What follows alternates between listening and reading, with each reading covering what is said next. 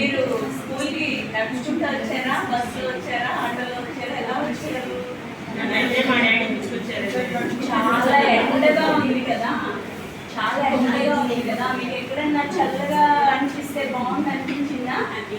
మరి రోడ్డు మీద మీకు ఎక్కడన్నా చల్లగా అనిపించిన ప్రదేశాలు ఉన్నాయా? చెట్లు ఉన్నాయా? మీరు వచ్చే దాంట్లో చెట్లు ఉన్నాయా? చెట్టు కింద చాలా చల్లగా అనిపించిందా మీకు?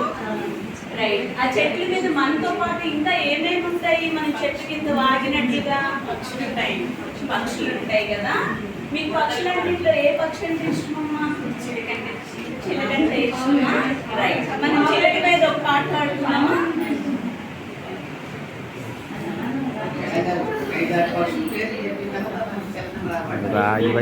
ఏం అవదు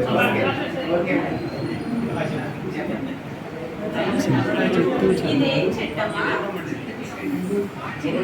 దాని కాయలు తిన్నారా? పొల్లగా ఉంటాయి కదా. ఇదేం చెట్టమ్మా? మామిడికాయలు తిన్నారా?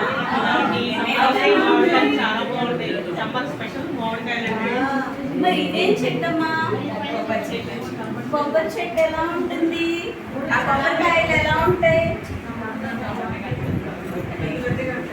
ఇప్పుడంట ఒక చిలకమ్మంట ముందు చింతకాయలు తినడానికి వెళ్ళిందంట. ఆకలేస్తుంది పాపం దానికి.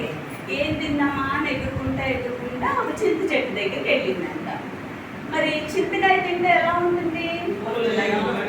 మరి చిలకమ్మకి నచ్చుతుంది అంటారా? నచ్చదు కదా.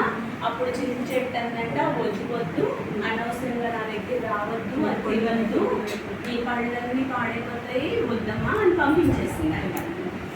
తర్వాత చిలక ఎగురుకుంటూ పక్కనే ఉన్న కొబ్బరి చెట్టు దగ్గరికి వెళ్ళి, కొబ్బరికాయ ఏమని ఉంటుంది మీరు చెప్పండి?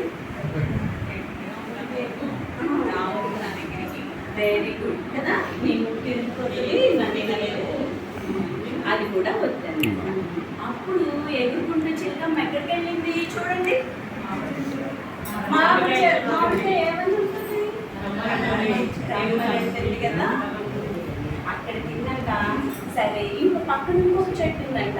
ఇవే తిన్నాను కదా, ఈ ఫ్రూట్స్ కూడా ఎలా ఉంటాయో చూద్దామని చెప్పి ఈ చెట్టు దగ్గరికి వెళ్ళి, ఇదేం చెట్టు? చిలకలకి ఇష్టమైన పండు జామ చెట్టు కదా. ఇదంతా మనం పాటలా పాడుతున్నామా?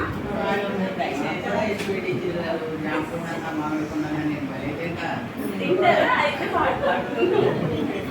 చిన్న చెట్టు చిలకలతోటి ఏమని పలికింది, చిలకల్లారా చిలకల్లారా వద్దు వద్దండి. కొబ్బరి చెట్టు చిలకలతోటి ఏమని పలికింది, చిలకల్లారా చిలకల్లారా వద్దు వద్దండి. జామ చెట్టు చిలకలతోటి ఏమని పలికింది, చిలకల్లారా చిలకల్లారా రండి రండి. మామిడి చెట్టు చిలకలతోటి ఏమని పలికింది, చిలకల్లారా చిలకల్లారా రండి రండి. చాలా బాగా పాడారు.